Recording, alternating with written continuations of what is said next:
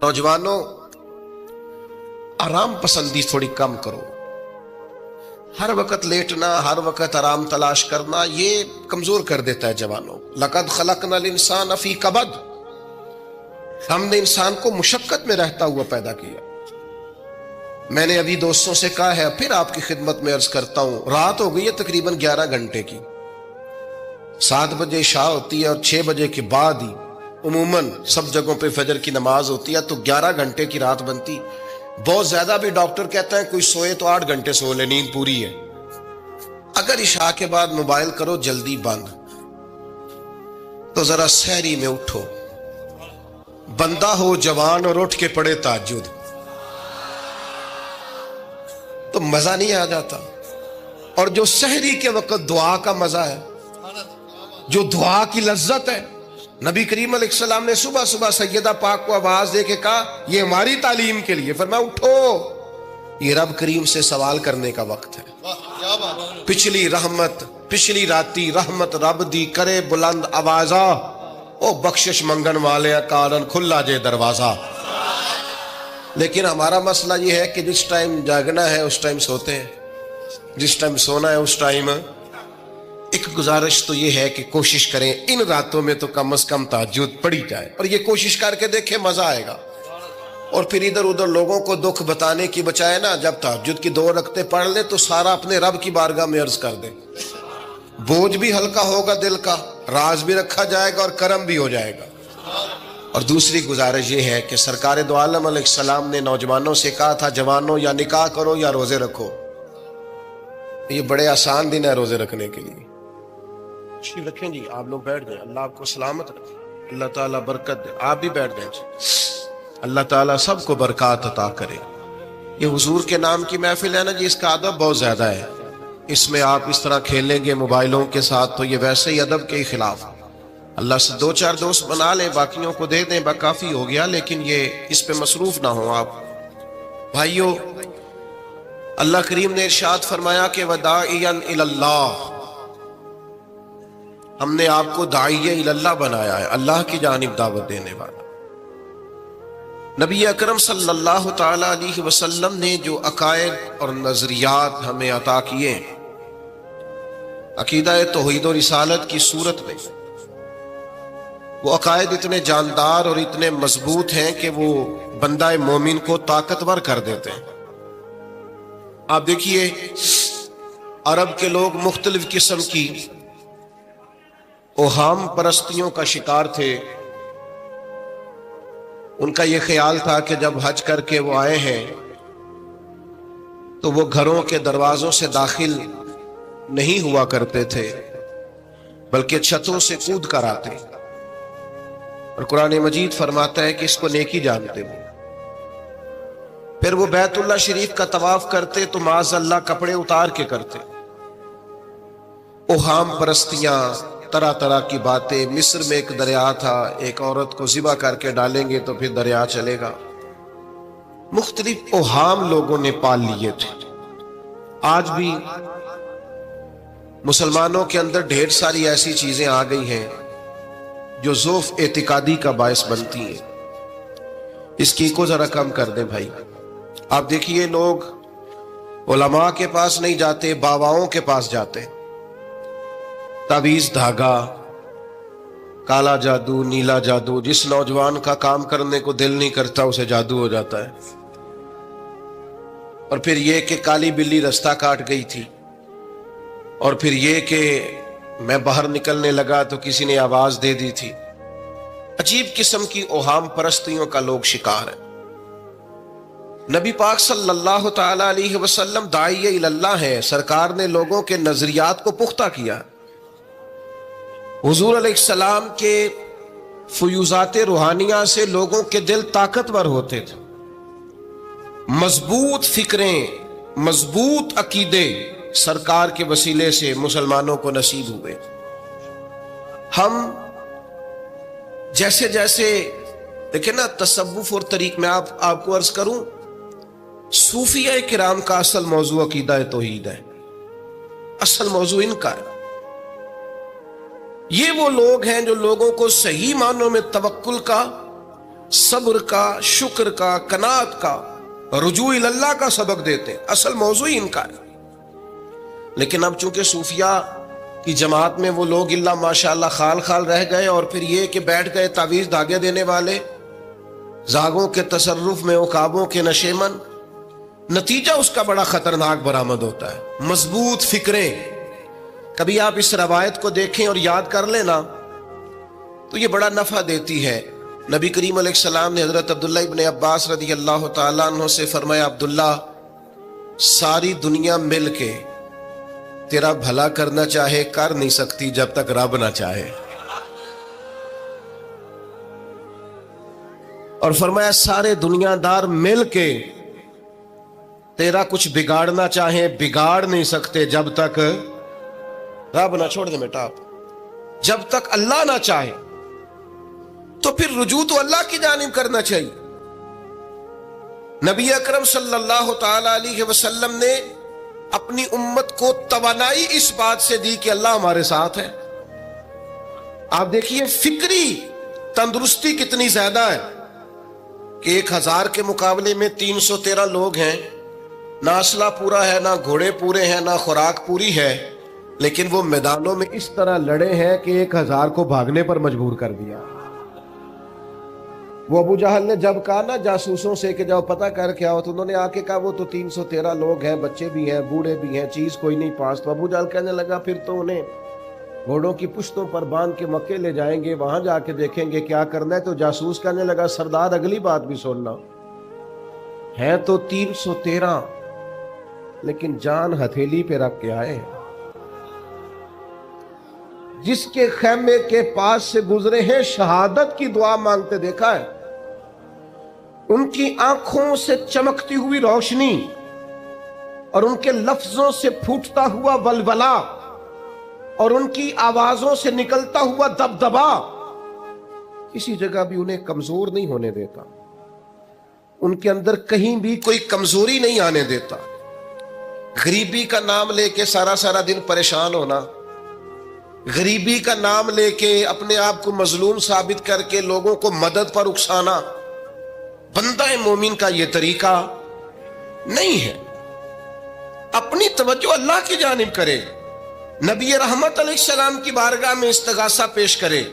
لیکن دنیا داروں کو مائل کرنا، لوگوں کی جیبوں کی طرف دیکھنا، یہ مومن کی شان گردن کو جھکا دیتا ہے. خیرات کا پتھر جہاں میں مانگنے والوں کے سر کبھی اونچے نہیں ہوتے، اور غیرت ہے بڑی چیز جہانے تگو دو میں.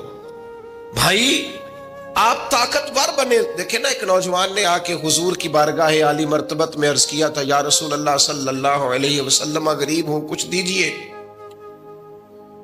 تو حضرت جابر بن عبداللہ رضی اللہ تعالیٰ عنہ فرماتے ہیں ہم نے حضور سے بڑا کچھ سنا، یہ لفظ نہیں، لفظ لا، یعنی میرے پاس نہیں ہے، یہ ہم نے حضور سے سنا ہی نہیں.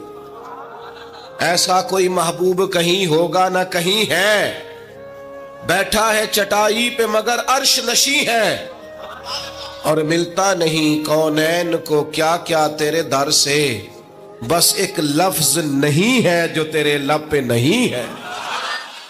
اور یہ فاضل بریلوی رحمت اللہ علیہ کا انداز بھی دیکھیے، کہتے ہیں واہ کیا جود و کرم ہے شہ بتہا تیرا. اور یہ ذرا دیکھیے شعری ذوق دیکھیے، واہ کیا جود و کرم ہے شہ بتہا تیرا، نہیں سنتا ہی نہیں. نہیں کیا انداز ہے. اب یہ کیسی زبان ہے اور کیسا یہ محاورے کا استعمال ہے جو شعری ذوق رکھتے ہیں وہ سمجھیں. کہتے ہیں نہیں سنتا ہی نہیں. کون؟ مانگنے والا تیرا. یا رسول اللہ آپ سے مانگنے والا نہیں سنتا، حضور عطا کرتے. اور ایک جگہ پہ فرماتے ہیں میرے کریم سے گر قطرہ کسی نے مانگا، دریا بہا دیے ہیں دربے بہا دیے ہیں. حضور تو دیتے، پر نوجوان نے جب آ کے عرض کی نا یا رسول اللہ صلی اللہ علیہ وسلم کچھ دیجئے، وہ جوان ہو، چڑھتی جوانی ہو، اور پھر وہ سوال کرے. ہمارے ساتھ ایک دوست پڑھا کرتا تھا، یہ 3 مہینے کی چھٹیاں ہوتی تھی تو وہ مستریوں کے ساتھ مزدور لگ جاتا.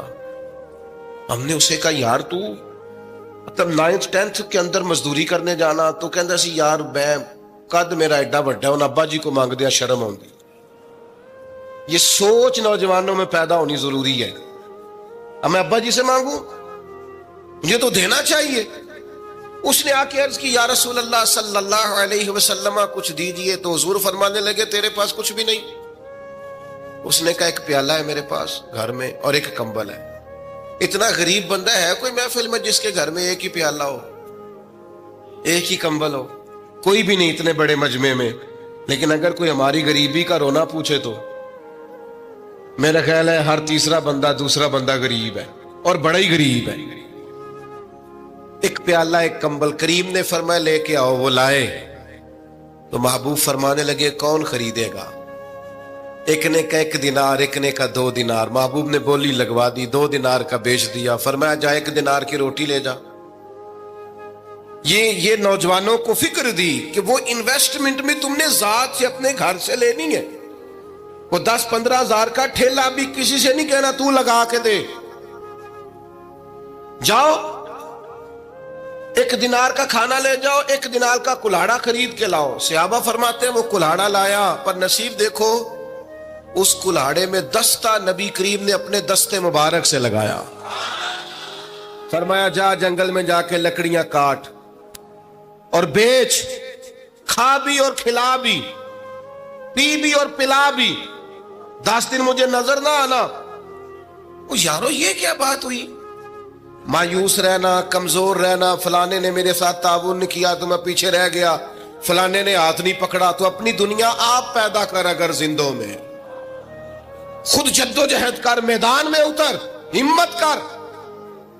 حضرت حسن بصری رحمت اللہ علیہ کے پاس ایک نوجوان نے آ کے عرض کی حضور بس آج کے بعد میں نے کام نہیں کرنا. فرمایا تمہیں کیا ہوا ہے؟ کہنے لگا آج میں نے عجیب منظر دیکھا ہے. میں نے دیکھا ہے کہ ایک شیر نے شکار کیا بکرے کا, آدھا کھایا ہے, آدھا منہ میں پکڑ کے پہاڑی پہ چڑھ گیا. وہاں ایک نابینا لومڑی بیٹھی تھی, باقی کا اس نے اسے کھلایا ہے. تو حضور میں یہ سمجھ گیا ہوں کہ جو رب اس نابینا لومڑی کے لیے بندوبست کرتا میرے لیے بھی کرے گا, لہذا میں نے کام نہیں کرنا. حضرت حسن بصری بڑا مسکرائے, فرمانے لگے کہانی میں کردار تو نے 2 دیکھے, ایک شیر ایک لومڑی. فرمانے لگے کیا بات ہے تیری, تو نے لومڑی بننے کا پروگرام بنایا, شیر بننے کا کیوں نہیں بنایا؟ تو شیر بننا, شکار کر, خود بھی کھا دوسروں کو بھی کھلا. یہ کیا بات ہوئی؟ امت کے جوان فائلیں لیے دفتروں کے چکر لگاتے اور اپنی بغل میں کاغذات لیے امبیسیوں کے پھیرے کاٹتے اور ایجنٹوں سے سوال کرتے کہ مجھے ملک سے باہر جانا ہے, کیا طریقہ ہے؟ یہاں رہ کے بھی محنت ہو سکتی ہے, اپنی مٹی پہ چلنے کا سلیقہ سیکھو. سنگ مرمر پہ چلو گے تو پھسل جاؤ گے. دوستو سنو, میرے کریم نے فرمایا جا لکڑیاں. ایک پیشہ برا ہے میرے بھائیوں, ایک پیشہ, وہ ہے کسی کے آگے ہاتھ پھیلانا. باقی دنیا میں کوئی پیشہ برا جو ٹھیلا لگاتا ہے اور مالٹے بیچتا ہے اور سیب بیچتا ہے, بڑا عزت والا آدمی. یہ شارٹ کٹ چھوڑ دو, دوسروں پہ بھروسہ کرنا چھوڑ دو. وہ شاعر ایک بیٹھا تھا نا, شاعر مجھ سے ناراض نہ ہو جائیں, تو کئی دفعہ وہ شعر و شاعری میں بھی ان کی حالت بڑی خستہ ہو جاتی ہے. جن دنوں لوگ پتلے کپڑے پہنتے ہیں, بعض شاعروں نے ان دنوں میں بھی موٹی چادر لی ہوئی ہوتی ہے. تو ایک جگہ بیچارہ بیٹھا تھا کونے میں, اللہ ماشاءاللہ سب کی بات نہیں, تو حالت ایسی خستہ تھی. ایک بندہ 5 روپے پھینک گیا, تو تھا خوددار, بڑی تکلیف کو اٹھا اپنے پیسے. تو اس نے کہا آپ کی حالت بتا رہی ہے, آپ کو ضرورت ہے. اس نے کہا ضرورت پڑی تو اللہ رسول سے مانگوں گا, تیرے سے کیوں مانگوں گا؟ شعر بڑا قیمتی کہا. اس نے کہا یہ آرزوئے کرم اور میں آپ سے کروں, یہ آرزوئے کرم اور میں آپ سے کروں, یہ بھیک اس کو دیجئے جس کا خدا نہ ہو. میں تو وارث ہے میرے اللہ رسول, میں کو لاوارث ہوں کہ تیرے سے مانگتا پھروں.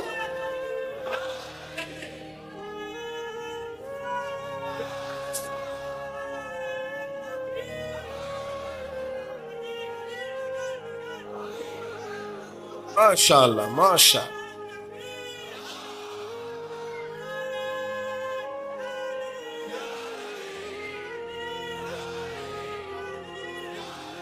بس ہم سمجھے ہماری قیمت وصول ہو گئی. اگر خودداری پر نوجوان نعرے لگانے لگ گئے تو پھر تو بات بن گئی.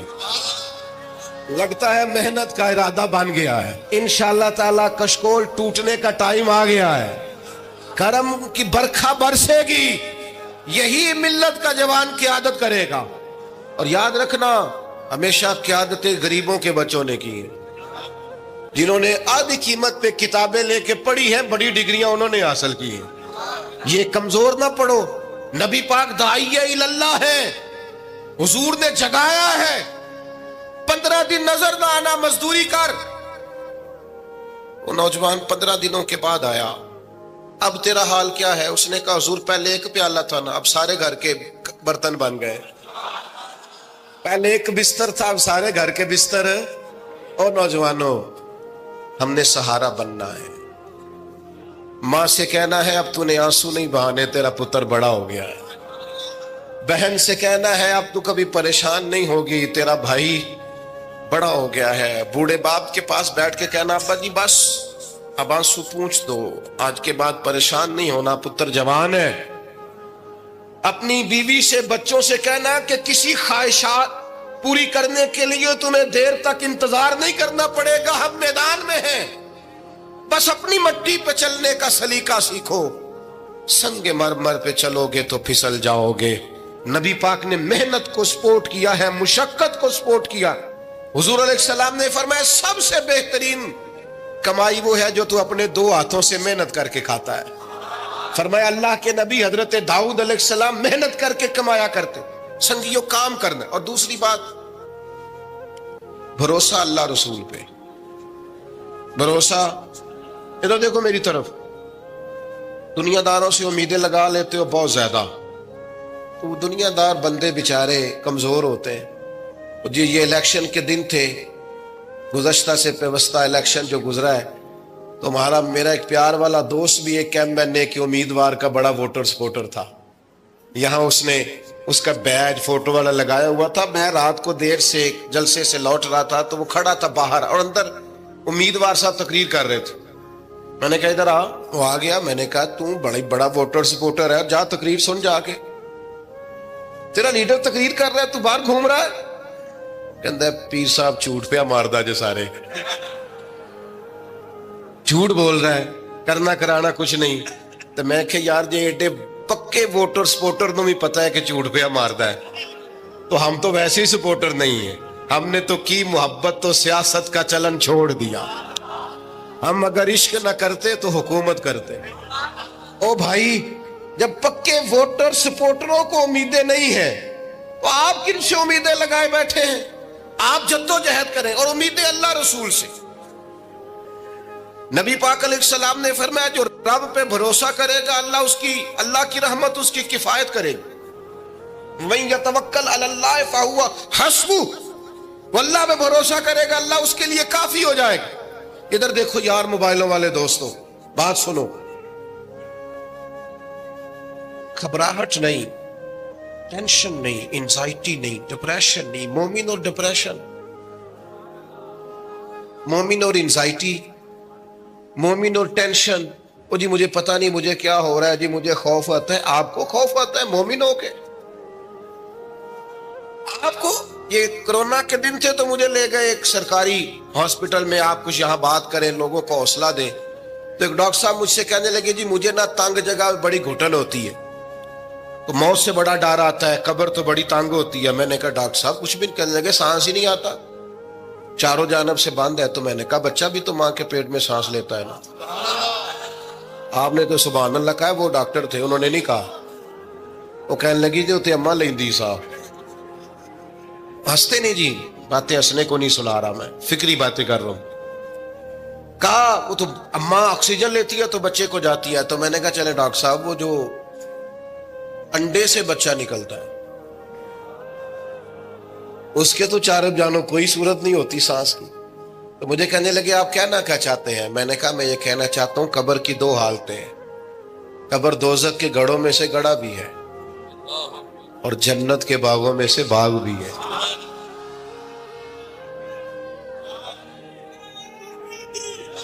سنو یار، اللہ آپ کو خوش ہو. ماشاء اللہ. سنیں جی سنیں، میں نے کہا اگر کسی کا یہ ذہن بن جائے کہ مرنے کے بعد میں نے باغ میں جانا ہے، 1 منٹ کے لیے سوچو نا یار. یعنی ادھر قبر بند ہوئی تو نیچے باغ، اور باغ بھی معمولی نہیں، جنت کے باغوں میں سے باغ. اور باغ ایسا شاندار جس میں آنکھ کھلی تو پہلی زیارت ہی مدینے والے معبود کی.